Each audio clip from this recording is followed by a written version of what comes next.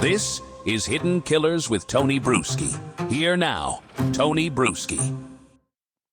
It is the part that no one wants to talk about, but it might be the most important. Because by now, the story of Bryan Kohberger isn't just about what he did. It's about what he didn't do, what no one did, and all the moments where this could have been stopped, but wasn't. Think about it. Reports of him circling the King Road house more than 20 times. A prior break-in in Pullman that looked like a dry run. Was it him? Tinder messages that went dark fast. Police scanner searches hours before the murders. Women's ID cards found stashed in a glove box like souvenirs of people who don't know they've ever been chosen. And that, all of that. And no one connected the dots. But how do you connect the dots if you don't know there's a dot there? Because Kohberger did a lot of this covertly. In hindsight, you can look at it. You can say it's easy to point fingers after the fact. But if we don't ask the hard questions now, then what exactly are we waiting for? In this chapter, we're going to ask some uncomfortable but necessary questions. How do we keep this from happening? What systems failed? What systems worked according to plan and still allowed this to happen? What warning signs were missed? And why is it so darn hard to intervene before a line is crossed? Joining me again is psychotherapist and expert on violent offenders and author of the book, The Minds of Mass Killers. Get it wherever you get books. We're digging into the gap between behavior and accountability and asking whether this case was a tragedy or a failure. Shavaun, let's start there. I want to talk about his pre-crime behavior a bit, because there's a lot of it. I mean, when we're looking at the full scope of his pre-crime behavior, whether that be from the stalking of the house to the ID cards. But if we go back even further, we go back to the time where, he stole his sister's cell phone and then tried to sell it for allegedly, heroin money at the local mall kiosk. With that having been his action, his dad turned him in to the police for it. He got a slap on the wrist. But is there more? Obviously, I think Kohberger's parents probably did the best they could with the knowledge that they had. I don't have a lot to criticize them about. But in the future, you got that sort of thing going on with your own kid and your own household that seems to have no emotional reaction to doing something like that hurts a close loved one. What do you do in that case as a parent or as a sibling that, okay, he did this. He doesn't seem to show any remorse for it. It's not the end of the world, but it's also like, the hell's wrong with this guy? Mm-hmm. Mm-hmm. Yeah, you stay grounded in reality that you have a very different sort of kid. And I would tell parents, when they're struggling with what's normal, what's not normal, how do I cope with this? What kind of discipline do we implement? Parents need to go to therapy, not because they're doing anything wrong or that there's anything wrong with them, but they need some professional help on how do we cope with this, because every case is going to be unique, so there's not a formula. But definitely they did the right thing by calling law enforcement and reporting it, because when your kids do something that's, antisocial, it's harming someone else, they need to have consequences, and they need to have consequences both inside the family and outside of the family. And so they did the right thing. Yeah, I don't see that they did anything wrong with this guy, but there are just certain things, people like this are very, very secretive. And I guarantee you his family had no idea of his dark fantasies because he didn't talk about it. He didn't let them know. And even if if they had put him in therapy, which of course I say is always a good idea, but he wouldn't have told the therapist any of that either. Mm-hmm. So when we look at how could people intervene, it's really tough with this kind of person because of their secretiveness. Well, and also, he's someone who consequences don't really seem to matter to him, Exactly. or only certain things do. Only certain things would trigger someone like him to seemingly get some sort of reaction out of him. So stealing his sister's phone, being caught with it, I don't think he cared. Yeah. There seemed to be a lot of things that just, even if it was socially wrong and he knew it, he didn't really care, even if he was caught. So how do you get through to somebody like that? Especially, I mean, that so many parents, I think, in this situation where they get a kid that's, it's out there. And the clinical term out there, as I'm using. But he's just someone who can't seem to be reached, I think, is how I would think of it as a parent. I can't get through to him. I can't, no matter what, this is not working. It did seem during the testimony, during the victim impact statements, that dissing him like he was a high school freshman, that didn't fit in, seemed to make an impact on him when Olivia Gonzalez went up there and just eviscerated him like a mean girl. And I thought it was wonderful because it seemed to actually strike a bit of a nerve. But other than that, I mean, these people seem to have very bizarre places where they are triggered to get a reaction that is negative and visceral that they actually feel. Yeah, I think what you saw there is the narcissism with, how dare they insult me because I really am superior over everyone else. And so you'd get a little bit of a that would feel like a sting to him. But the psychopathy, that's really a brain difference. So he's got a lot of things about him. He came out of the chute with a different kind of brain, but they really don't learn from punishment. And that's one of the key factors of the personality is they don't feel the same fear that normal people feel, which is why they'll do these really risky things that most people would just not ever do, They don't have empathy and they don't learn from punishment. So if you're raising a psychopathic kid, man, that's tough because all the things that work with your other kids don't work with them. Not every, maybe I'm wrong. I'm going to say not every psychopath turns out to go and kill or be a complete menace to society. I'm sure they leave a wake of destruction, but how do they learn then? How, if punishment doesn't make them learn, and I mean, what does tell them when something is bad and you shouldn't be doing this that actually works and makes them not want to do it? Some of them learn very early on that life just goes better for them when they don't break the law, and they're the people that go into politics and the legal profession. They become ministers. Well, that's comforting. Yeah. And so, definitely not all psychopaths take the road of violence. They just don't need to because they find ways to manipulate other people and succeed and make money without becoming violent. But it's really interesting why some seem to pick that up, that life is going to go better for me if I don't break the law. And others don't. And you can throw in, there are some probably other elements like sadism, and we see that with some people. And when with mass killers, you certainly see sadistic qualities where they actually get a sense of pleasure from harming others.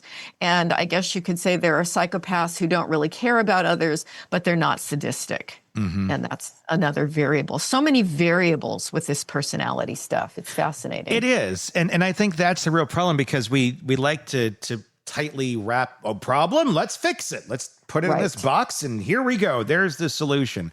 And there really isn't a solution to this. I mean, if you want to go into like dystopian type society, I mean, would there ever be a way to mark this type of behavior? I mean, without some sort of infraction, I mean, it's one of the things we've been talking about when we've been discussing passing the trash with educators from district to district and things being reported but never getting to a criminal level, and it just never follows them. It never goes anywhere.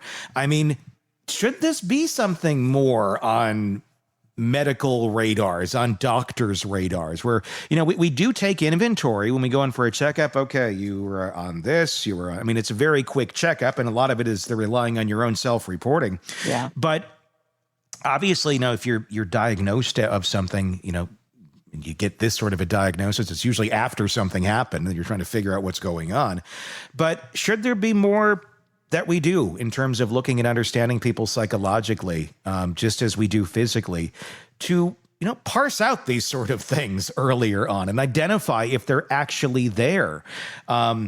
And then take routes of, okay, this is how this person thinks. This is how we should help them navigate life. And hopefully they won't go into the serial killer route. But they're pretty apt to if we don't do something. Should there be more of that? Just notating from actual professionals, not because of a police visit or a CPS report, just on your checkup. Let's dig into this deeper. Obviously, it costs money. There's a lot of things that would prevent it. But I would think that maybe we could get a better grasp on our society in terms of our mental health if there was a little more concern there. It's a really hard call. If we use Kohberger as a case study, let's say he really fits the criteria for autism. That fits millions and millions and millions of people now. And do we do a pretty good job at screening for that, for neurodivergence? I think certainly pediatricians look for it now. But were there any signs? Were there signs of OCD? Yes, but that fits millions and millions of people too. Yeah, like you got to keep digging. Like we have our surface level, like it's autism, it's a spectrum, it covers everything. You know, and then we got the OCD. Okay, that's still fairly surface level when we're talking about how deep this goes. I guess my point is, do we need to find a way to dig deeper into this? And I'm wondering if technology will help us find ways of doing this more than just the doctor's got his pad or he's just typing on what's going on here. Okay, I got my next one in 5 minutes. I got to get you in and out. I'm just wondering if we're going to have ways to detect this sort of thing, maybe through some sort of AI that can see things and understand things and little minute things that the average doctor just doesn't pick up on because they're doing 50 other things. I don't see any way a doctor.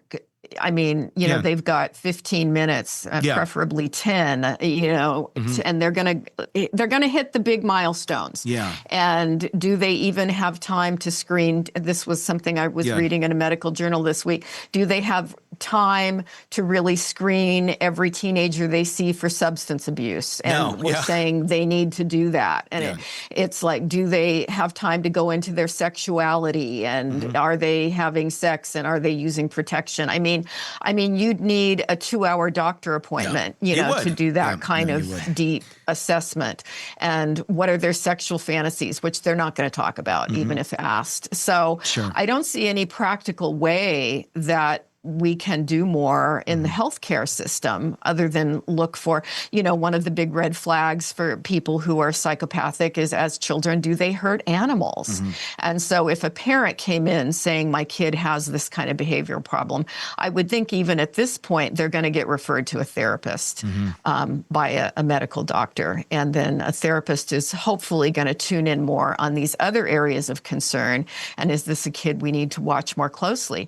But I think we're a long way away from scanning everybody's brain in childhood, and there are brain differences in psychopaths that can be observed. I think the research is still fairly young on this, but there are speculations about the brain differences that can be seen on fMRI. But that's not something, I think the civil rights people would be all over it if you're trying to say, we're going to take everybody and scan your brains now.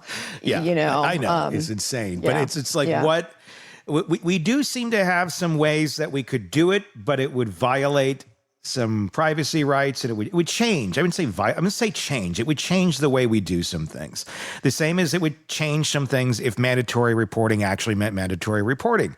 It would function better. But there's always, there's always the reasons. There's always the things that would put a hindrance to any of those things following through, and they're logical. They're valid.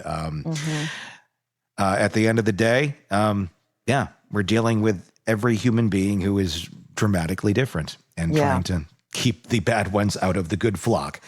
It's hard. And when you look at like the Devil's Den case, I mean, I'm sure there were people, I would guess, in the school system where there were complaints about him that would like to have been able to pass that information on, but they were prohibited by legal restraints on how much they can share. I know one of the government systems I used to work in, that when they were screening new applicants, they could ask like one or two questions, and that's all they were allowed to ask. They weren't allowed to ask any further background information, which is unfortunate because I think there were people that got in as employees that probably should have been screened out. Yeah. But there were all these legal requirements about how much information they could request. And they know how to work those systems. They know how to just get far enough to either check the box if they want it checked or not have it checked, and keep on moving. And that's been the way they've survived for so long. Shavaun Scott, The Mind of Mass Killers. Check it out wherever you get books. Thank you, as always, for coming on and giving us your insight on this and the many cases we cover here. There is no perfect system. We know that. No algorithm, no checklist, no psychic hotline that can tell you when someone's going to kill. But that doesn't mean we throw up our hands and pretend there's nothing we can do. Because here's the thing. Bryan Kohberger didn't exist in a vacuum. He was on a campus, in a class, teaching students, swiping on Tinder, buying coffee, sitting in rooms with people who sensed something was off, but didn't know what to do with that feeling. I think we've all been there before, and I didn't know what to do either. I still don't know what to do in many cases. That's the question. It's not a why didn't people act? It's what are they supposed to do? We don't have a system that has anything in place or a clear path for when you see something like this and you say something like that, what you should expect after, or what that person's to do once you've said something. At the core of all this, it's a hesitation, the discomfort, the silence. We don't have a cultural or institutional framework for what to do with almost dangerous. We either wait until it's too late or we get uncomfortable labeling someone as a threat before there's blood on the floor.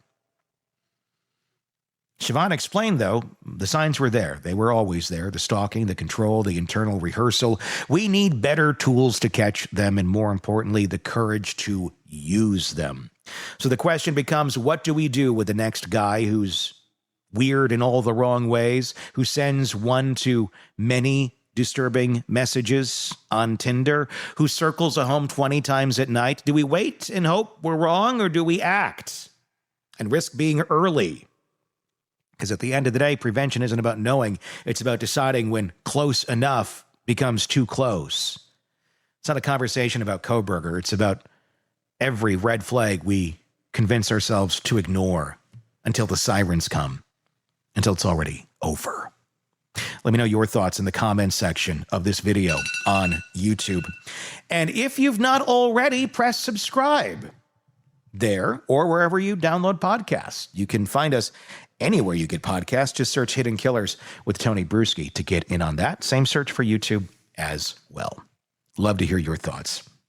Until next time, I'm Tony Brueski. We'll talk again real soon. Want more on this case and others?